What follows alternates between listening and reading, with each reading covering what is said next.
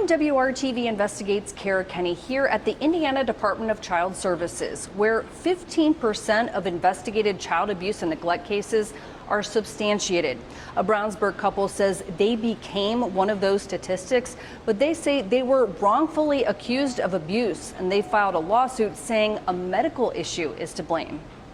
Grant and Miranda Phillips are the proud parents of two daughters, 4-year-old Odessa and 3-year-old Nara. In December 2022, Nara was a baby when Miranda noticed her little leg was warm and swelling. Miranda took her to Riley Children's Hospital.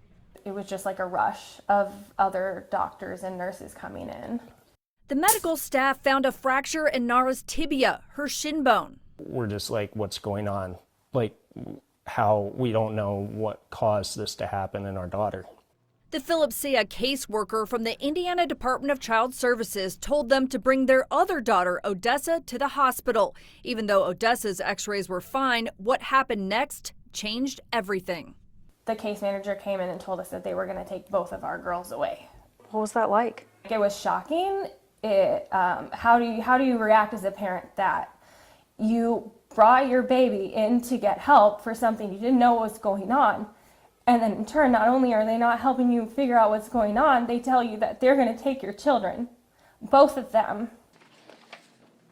Grant and Miranda both deny ever abusing their daughters. Desperate for answers and desperate to get their kids back, the couple dove into research. And that's when we came across Ehlers-Danlos syndrome. Ehlers-Danlos syndrome, or EDS, is a rare genetic condition that affects connective tissues. This 2017 Boston University study found EDS is associated with fragility fractures in infants that can be misinterpreted as child abuse. The Phillips say they met with an expert who diagnosed both girls with EDS. We knew that this was our answer. According to the Phillips federal lawsuit, doctors at Riley failed to rule out genetic conditions that could affect bone fragility before informing DCS about Nara. One doctor denied those allegations in court documents.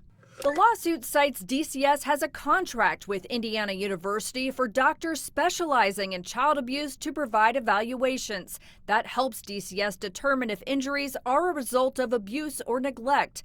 The Phillips lawsuit names several doctors and DCS employees and alleges DCS seized the children without probable cause. The lawsuit goes on to say a doctor falsely told DCS that Nara had fractures in each of her fibulas, large bones found in the lower leg. The Phillips say they were not fractured. It's the moment a child abuse pediatrician says this is abuse, they will always side with that. WRTV Investigates talked with a child abuse pediatrician not affiliated with this case or Indiana.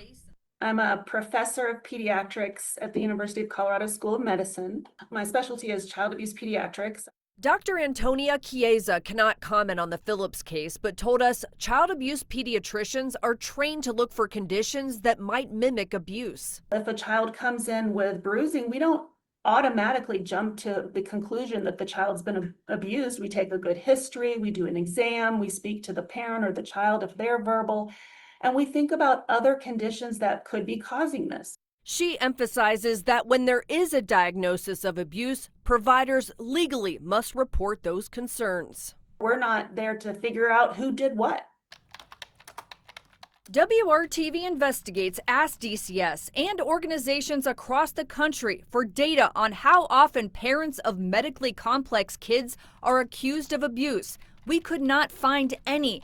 University of Rochester professor Mikhail Raz writes about mandatory reporting and policies that remove children.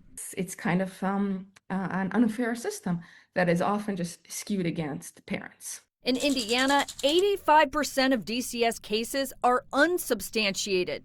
What does that say to you?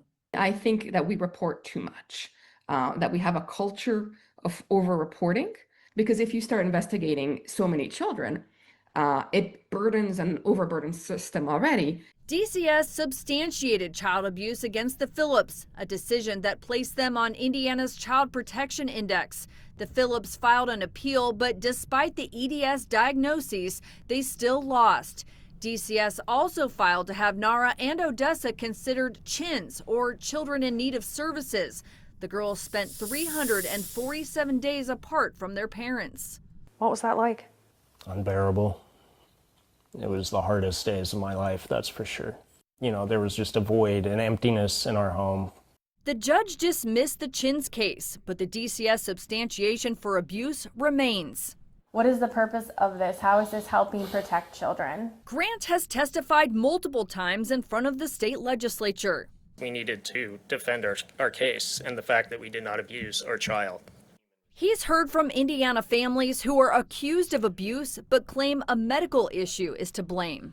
We're fighting for all these families. You know, there needs to be some understanding that you can't just take children and not have consequences when you're wrong. The federal lawsuit is still pending, so DCS says they can't comment on the case. But they did provide us this statement saying family case managers are often put in challenging situations and must make difficult life or death decisions about child safety. We appreciate the complexity of the decisions they must make and support them in keeping Hoosier children safe. Kara Kenny, WRTV.